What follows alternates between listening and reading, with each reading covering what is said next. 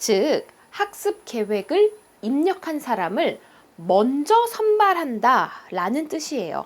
이렇게 신청자는 많고 예산은 한정되어 있을 때는요, 이런 가산점 주는 거를 여러분 적극 활용하셔야 됩니다.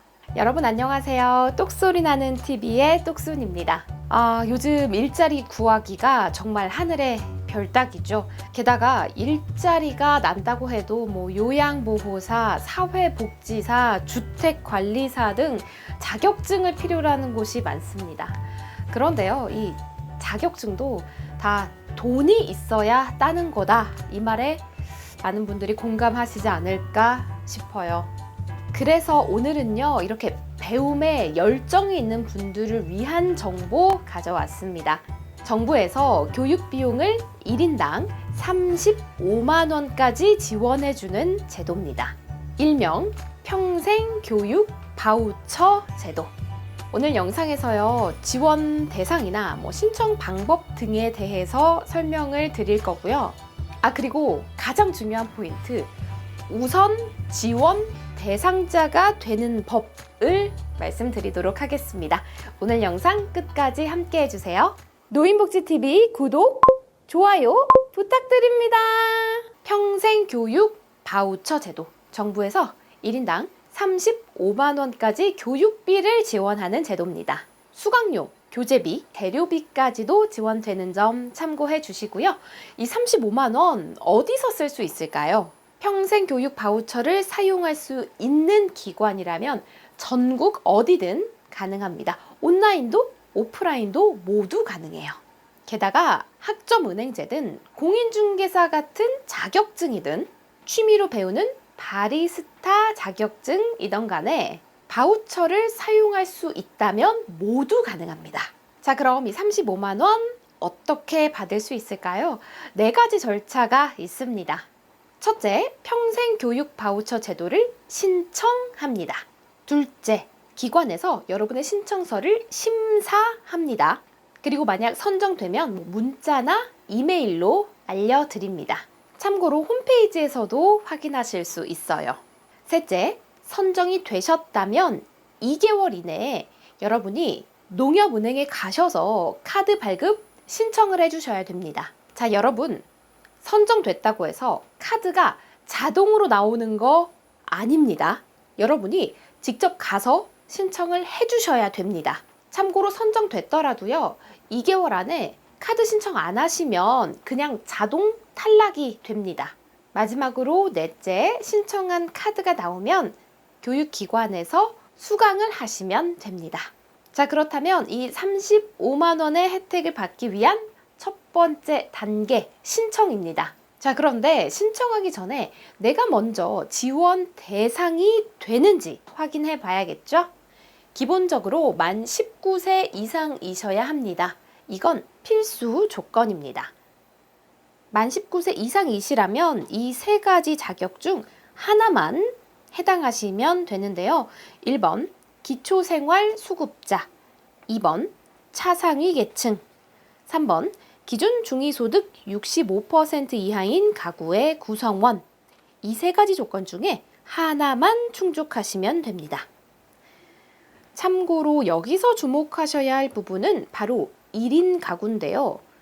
1인 가구의 경우에는 중위소득 65%가 아니라 120% 이하만 돼도 신청하실 수 있으니까 무조건 신청하시기 바랍니다. 내가 지원 대상이 되는지 확인을 했다면 이제 직접 신청을 해봐야겠죠. 신청은요, 온라인과 오프라인 모두 가능하고요. 1월 29일 금요일까지 신청을 하셔야 됩니다.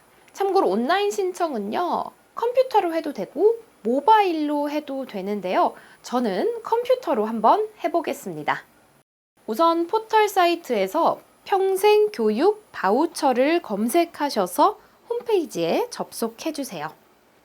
그리고 바우처 신청이라는 글자 보이시죠? 신청하기 눌러주세요.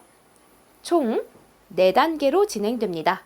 1번 약관 동의, 2번 본인 인증, 3번 자격검증, 4번 신청서 작성. 자, 먼저 약관 동의인데요. 내용 보기를 누르시고 스크롤을 쭉 내리시면 아래 확인 있습니다. 그 버튼 눌러주세요. 그리고 나서 동의함에 체크해 주세요. 내용 보기를 안 하시면 동의가 안 되니까 꼭 내용 보기 먼저 해주세요. 두 번째는 본인 인증입니다. 휴대폰과 아이핀 인증법이 있는데 저는 휴대폰으로 하겠습니다. 인증에 성공하면 자동으로 세 번째 단계로 넘어갑니다. 세 번째 자격 검증입니다. 먼저 입력되어 있는 본인의 이름 그리고 주민등록번호가 맞는지 확인하시고요. 내가 기초생활수급자, 차상위 계층, 기준 중위소득 65% 이하 중 어디에 해당하는지 선택하시면 됩니다. 자, 여기서요. 기초생활수급자 그리고 차상위 계층이신 분들은 선택하면 바로 4단계로 넘어가고요. 그게 아니라 기준 중위소득 65% 이하인 가구원에 해당하시는 분들은 기초자료 입력 화면이라는 게 하나 더 나옵니다. 사실 이 부분이 좀 상당히 복잡한데요. 제가 정리해서 다음 영상에서 다시 설명을 드리겠습니다. 이제 마지막 신청서 단계입니다. 주소, 휴대전화번호, 이메일 주소, 통지 방법을 입력해 주세요.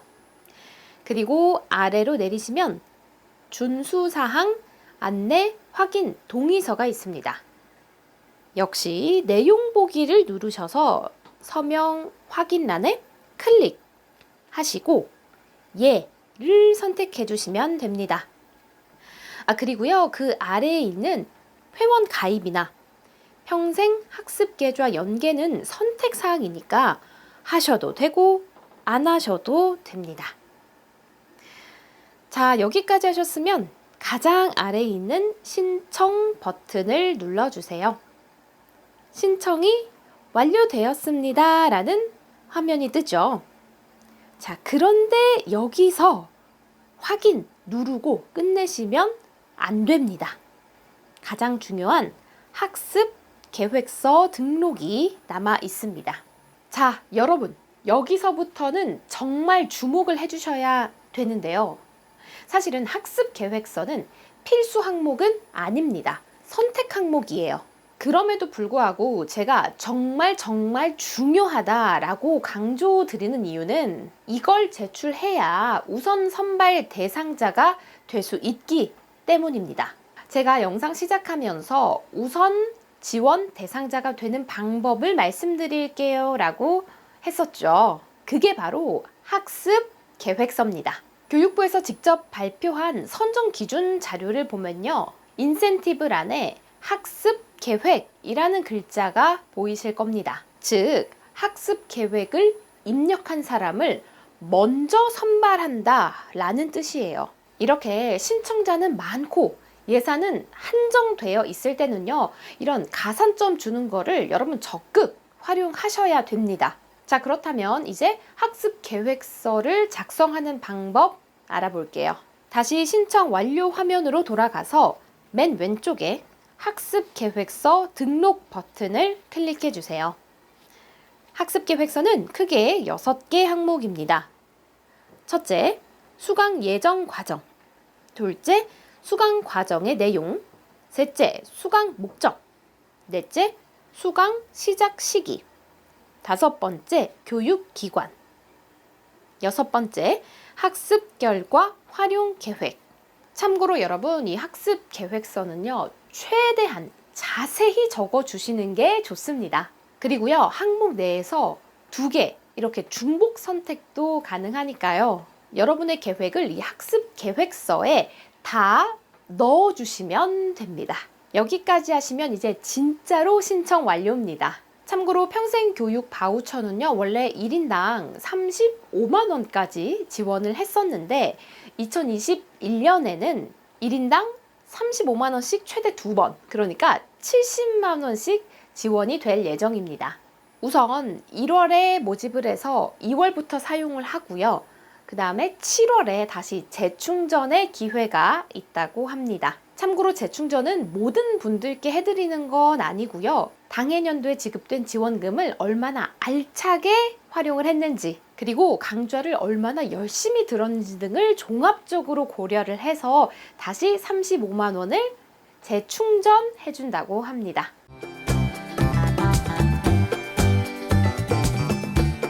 여러분, 오늘은 1인당 35만 원씩 지원을 받을 수 있는 평생교육 바우처 제도에 대해서 알아봤습니다. 수강료에다가 교재비 그리고 재료비까지 지원을 받을 수 있다고 하니까 정말 좋은 기회가 될 것 같아요. 여러분, 공부하시는데, 자격증 취득하시는데 조금이나마 도움되는 정보이기를 바랍니다.